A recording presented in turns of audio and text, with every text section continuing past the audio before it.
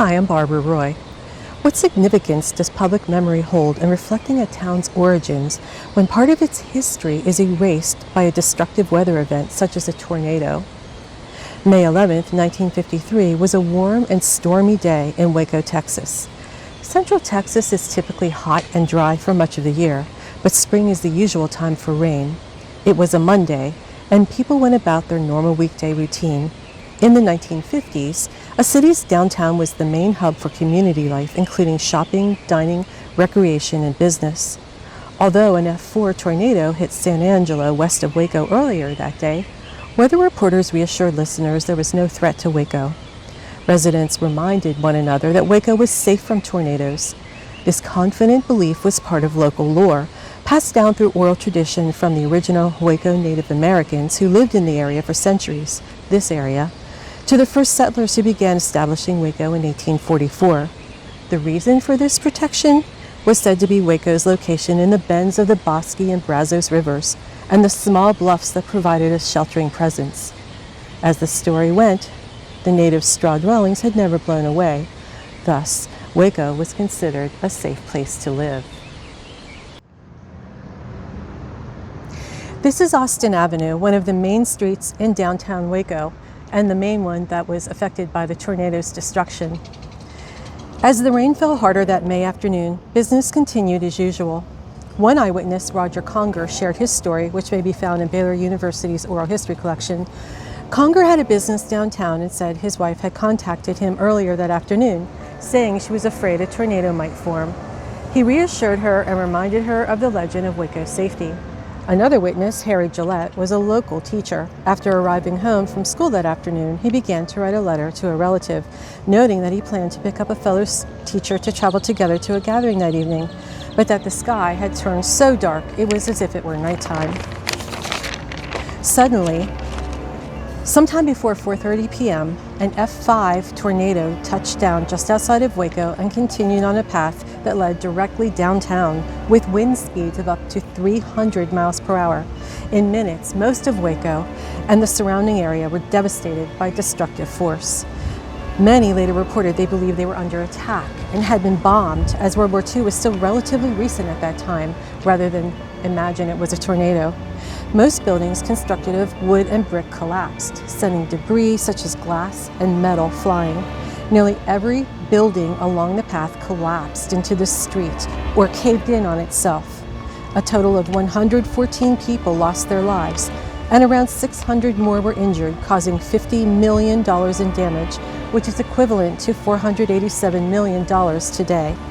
Only a few buildings, such as the courthouse and the Amicable or Alico, which remains Waco's tallest building, remained standing, mostly due to their steel core construction. And there's the Alico.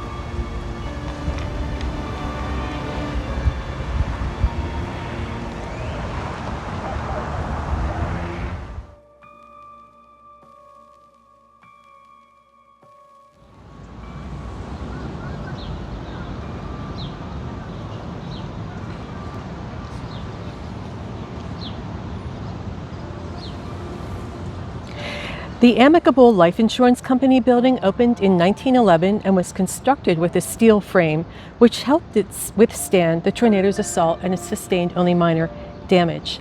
People stated that they watched the tornado approaching from the upper windows and could actually feel the building sway when the tornado hit. It became the crisis center after the storm because it had its own generator and electricity. The Alico building also housed other businesses.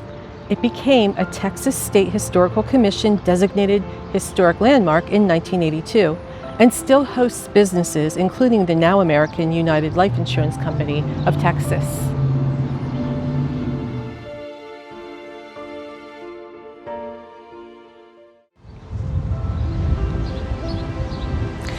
The R.T. Dennis Furniture Company was a popular long-standing building in the city, founded in the late 1890s by Robert and James Dennis, and later expanded to include the old Tom Paget Saddle Company building. Paget was one of Waco's earliest families.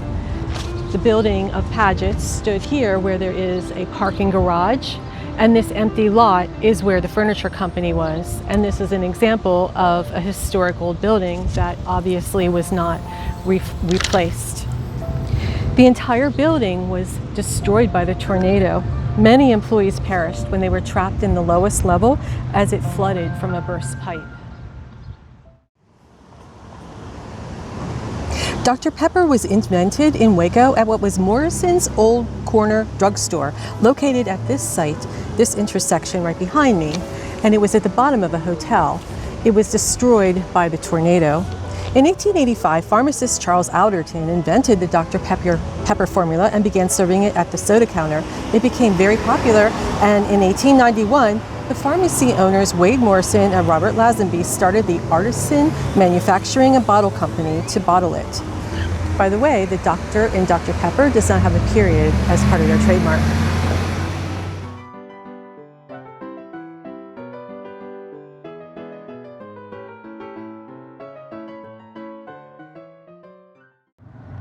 In 1906, Wade Morrison and Robert Lazenby started the Artisan Manufacturing and Bottle Company.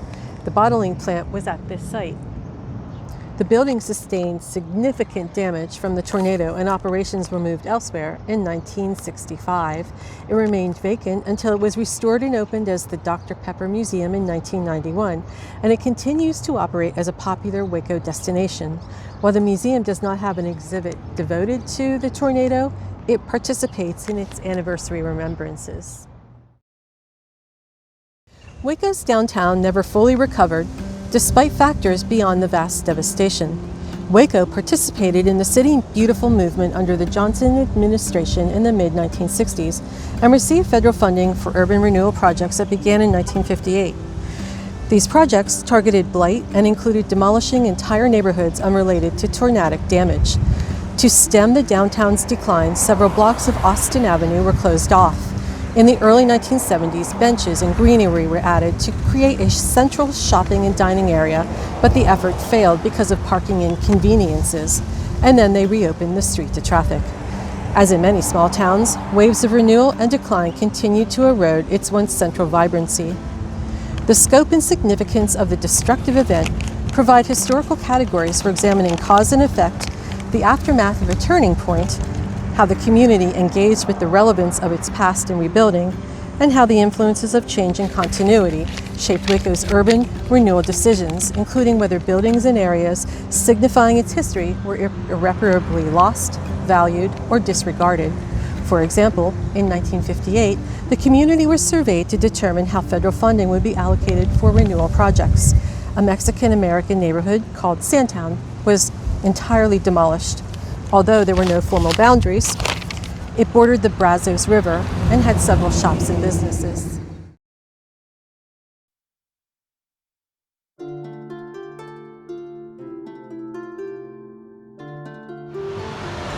This is the site of a monument installed in 2023, the 70th anniversary of the tornado, when the community gathered for the dedication to hear from town dignitaries and witnesses and to allow survivors to reflect on the event and to enable the public to remember this part of its history. When a town's solid structures, such as buildings that stood as a testament to its history and origins, are suddenly erased, the strongest primary evidence beyond photos lies in first-hand account from witness interviews and oral histories. Public remembrances through anniversary events honor the history of significant occurrences and provide the community with an opportunity to understand its journey. The stories can offer a chance to reflect and gain perspective over time on the town's recovery or renewal, including what was chosen to be restored, rebuilt, or allowed to disappear. Through annual remembrances, it also provides the opportunity to consider how perspectives may have affected and changed outcomes. For example, the destruction may have served as the impetus for change, but also provided the chance to embrace trends that shifted the community life from a centralized urban downtown towards suburban centers and scattered shopping and entertainment areas.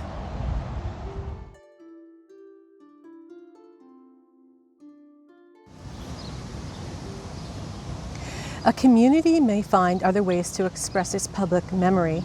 The sculptures were donated in 2019 to honor the Waco High School graduating classes of 1953 to 1956. As the first generation of eyewitnesses ages and dies, It is important for subsequent generations and newcomers to the area to learn about and uphold the memories and stories that no longer affect them firsthand. Oral histories are a valuable source for understanding the details of the tornadic event that affected Waco, for recalling how the event is remembered decades later, and for offering insights into an ingrained local legend that may have contributed to the community's level of unpreparedness on the day of the storm, as well as information that connects the legend to its earliest origins. Just as community members went about their business on that stormy day in May, their unawareness of the danger kept them on the path of destruction. Spring is tornado season, and the unpredictability of strong storms makes it possible for it to happen again. Although warning systems have greatly improved, awareness through public remembrance of what the town endured carries significantly more weight than the reliance people placed on local lore of imperviousness to storms.